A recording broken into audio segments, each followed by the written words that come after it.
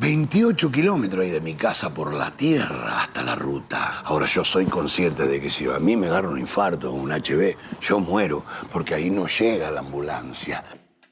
¿Cuáles fueron las tragedias que marcaron su vida? ¿Sabías que sus últimos días estuvieron cargados de proféticos sucesos?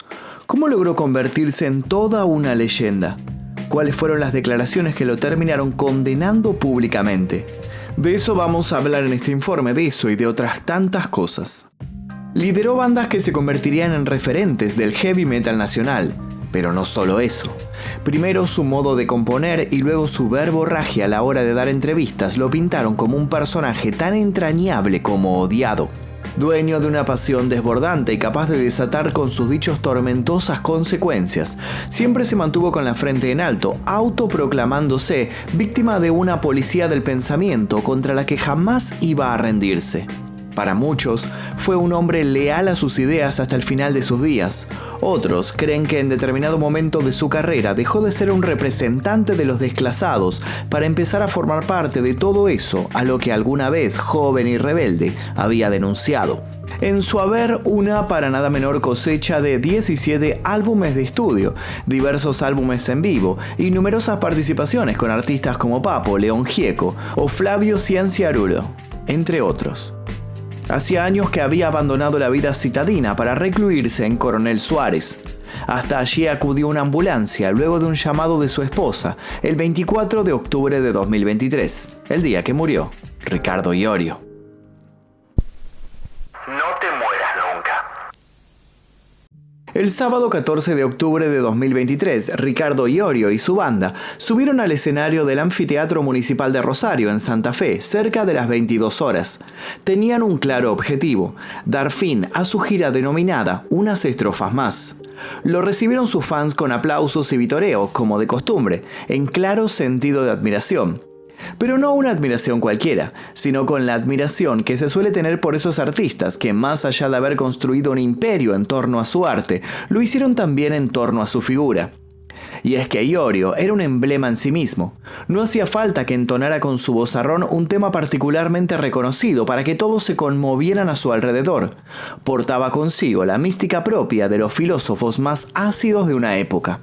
Esos que logran tocar la fibra íntima de toda una generación.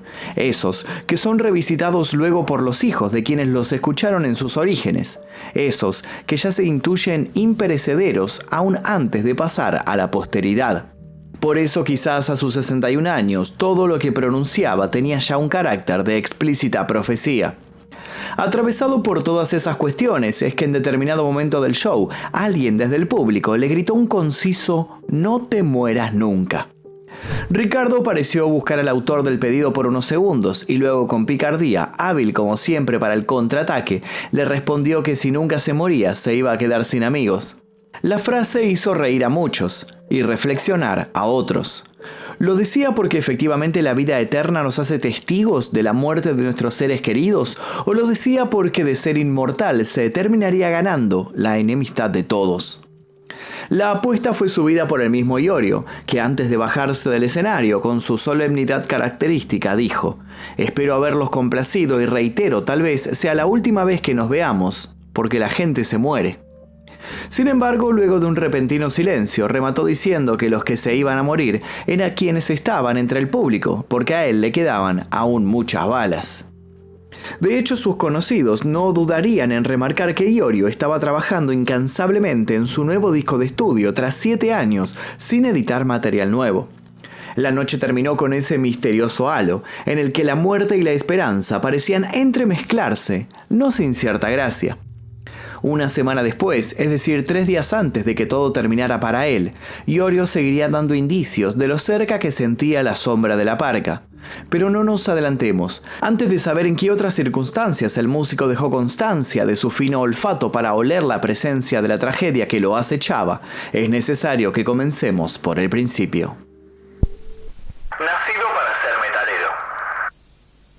Su padre era hijo de inmigrantes sicilianos, su madre era de ascendencia tehuelche. Ambos eran de carácter duro y fue el Hospital Ramón Carrillo de Ciudadela el que eligieron para tenerlo. En esos pulcros pasillos y frente a indiferentes médicos fue que el futuro artista daría sus primeros gritos. Luego de aquello, su voz pocas veces volvería a pasar desapercibida. Criado en el seno de una familia joven, ya de joven Ricardo se hizo amigo de quienes trabajaban con su progenitor. Repartía papas en el mercado, saludando a todos con generosidad, siempre ruidoso y carismático. Por esa época dejarían claro también que era un muchacho de pocas pulgas y cruzado por fuertes valores. Cultivaba sus tardes con variadas lecturas y cassettes que se gastaban en sus auriculares. Formó rápidamente una clara noción de la justicia, un temprano patriotismo y unas fervientes ganas de expresar todo eso que quemaba en sus pensamientos. Su destino comenzó a forjarse cuando en 1978 y durante la proyección de la película The Sun Remains the Same de Led Zeppelin, conocería a otro adolescente con inquietudes símiles. Pronto a ellos dos se sumaron otros y sucedió lo inevitable. Ricardo pulió sus dotes en el bajo y los cuatro formaron una banda de covers. Pero claro, aquello iba a ser apenas la punta del iceberg. Una vez conquistada la chance de imitar a sus ídolos, decidieron empezar a componer temas propios. Pasaron otros músicos, la banda fue teniendo diversos nombres, hubo idas y venidas y largas madrugadas en las que se debatió sobre cuál era el camino a seguir. A todos les gustaba la música pesada, género que no gozaba de un lugar destacado en la escena local. Eso era desalentador, sí, pero también era un desafío tentador. Fue entonces cuando Iorio supo construirse como indiscutido líder. Arengando a sus colegas a no claudicar y perseverante en su sueño de triunfar sobre un escenario, es que terminó dando vida a una agrupación que hoy día es considerada legendaria. Hablamos ni más ni menos que de V8. Calentando los motores. V8 es un tipo de motor. Haciendo alarde de aquello, la banda formada por Iorio no tardó en apretar el acelerador y posicionarse entre la vanguardia de quienes estaban cansados de la música que sonaba en todas las emisoras radiales. Las letras de V8 no solo versaban sobre la épica urbana y el descontento de quienes no encuentran su lugar, también eran una contraofensiva al espíritu hippie que aún sobrevolaba el aire por esos años. Sus recitales incluso eran una contundente declaración de principios contra aquel movimiento pacifista al que veían como adormilamiento de las masas. Ya en sus primeras presentaciones lograron convertirse en un ícono de toda una porción de la juventud y solo les bastó grabar un demo para terminar presentándose en el festival BA Rock 4 el 8 de noviembre de 1982. Los resultados: impacto rotundo. La bola empezó entonces a rodar. Un nuevo estilo había nacido. A sabiendas de que habían ganado la atención que tanto deseaban, Iorio y los suyos supieron que era hora de dar la estocada definitiva. Así es que vio la luz Luchando por el Metal de 1983.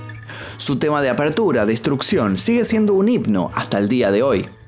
Con Un paso más en la batalla de 1985, llegaría un cambio en el estilo de las letras del grupo, donde empezaron a notarse influencias de carácter religioso que se terminaron de potenciar en su último disco, El fin de los inicuos.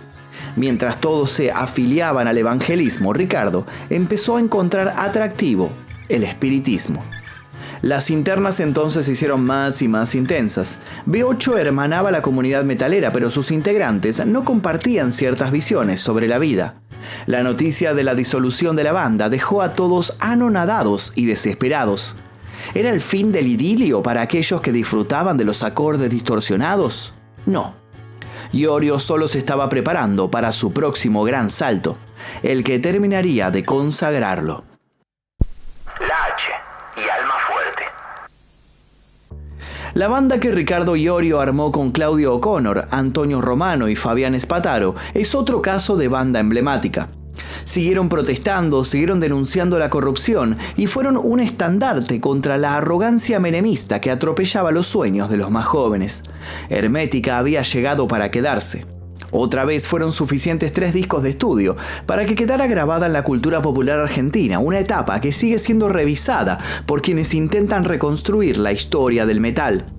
La intensidad de los recitales que la banda brindó en su corta trayectoria terminó de elevarla, pero también de condenarla. Un chico murió electrocutado en un concierto y las demandas pertinentes hicieron que todo se volviera complicado, en especial para Iorio, sobre quien cayó toda la responsabilidad. Él, que hasta ese momento había sido corista ocasional, decidió entonces encabezar un nuevo proyecto, esta vez siendo la voz líder. De 1995 a 2017, con Almafuerte, que toma su nombre de un poeta, Iorio siguió marcando hitos. En junio de 2013, Almafuerte se convirtió en la primera banda del metal argentino en llenar un estadio de fútbol desde Rata Blanca en Vélez en 1991. Sucedió en el estadio de All Boys el 22 de junio, donde 20.000 personas revolearon sus pelos al ritmo de pegadizos y brutales riffs.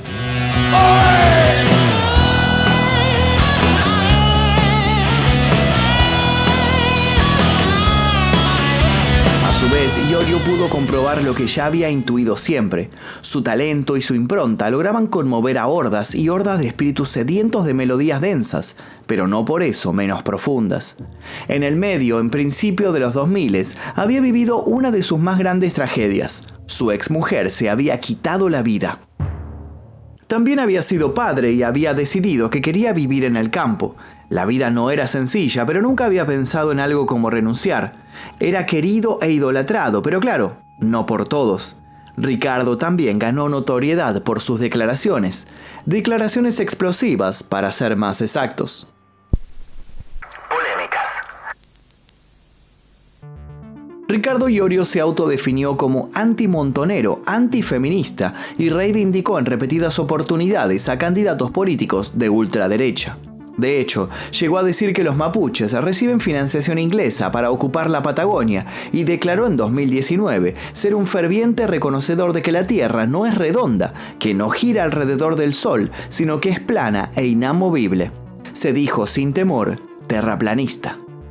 No contento con aquello, llegó a tildar a los hijos de detenidos desaparecidos durante la última dictadura militar como un puñado de indemnizados y consideró que Maximiliano Costecchi y Darío Santillán, dos jóvenes asesinados en 2002 durante una represión policial en un hecho conocido como la masacre de Avellaneda, fueron dos muchachitos que se hicieron matar por nada.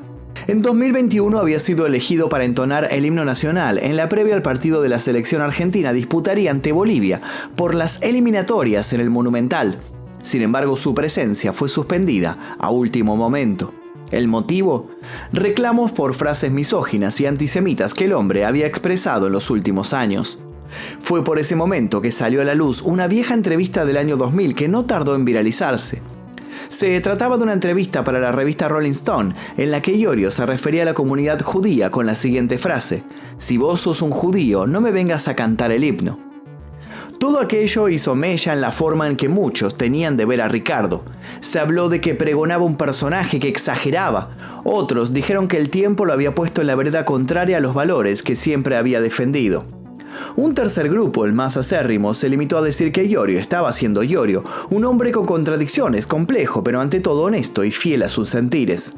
Las aguas quedaron divididas, pero aquello no significó que el artista no siguiera llenando recitales en su paso a músico solista, ni que muchos dejaran de verlo como una suerte de profeta. Y es así como nuestra historia vuelve al principio. Cada día como si fuera el último. Luego de su ya mencionado último recital, Ricardo atravesó un episodio epifánico a solo 3 días de su inesperado final. El fin de semana previo al martes fatal, Ricardo pasó por La Tranca, una pulpería y centro cultural ubicado en la localidad de Curamalal, de la que era habitué.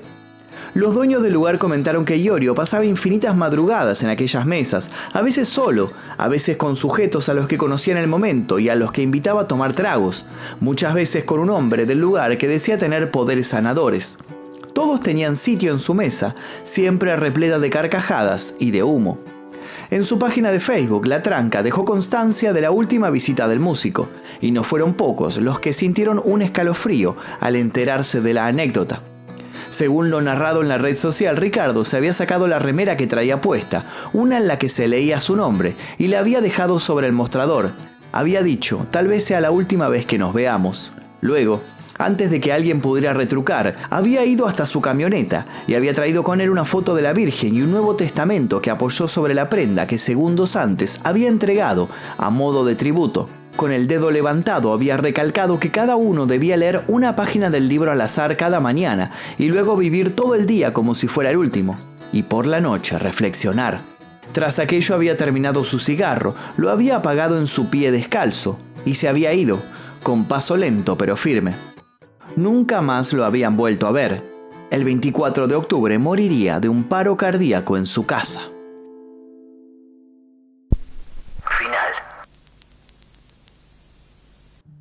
Beto Samarvide, quien fuera cantante de B8, dijo que el Ricardo que no estaba al frente de las cámaras de televisión era un hombre muy diferente al que todos se imaginaban. Lo describió como un lobo solitario que había sufrido abusos de pequeño. Un hombre de enorme corazón que se había armado de un caparazón porque sufría por dentro y vivía atormentado por su historia. Hoy, como pasa con muchos artistas a la luz de las nuevas épocas, se debate si se puede separar al artista de la obra. La respuesta parece clara. A días de la muerte de Ricardo fueron cientos de músicos, colegas, los que decidieron homenajearlo por su gran aporte a la música argentina. Prócer del metal o músico sobreestimado, ambas cosas quizás. Más allá de lo que cada cual pueda opinar y más allá por sobre todo de sus declaraciones, sobreviven sus fanáticos, el eco de su poesía, esa que alentaba a cada cual a ser sí mismo, esa que decía que solo cumple sus sueños quien resiste. Cumple sus sueños quien resiste.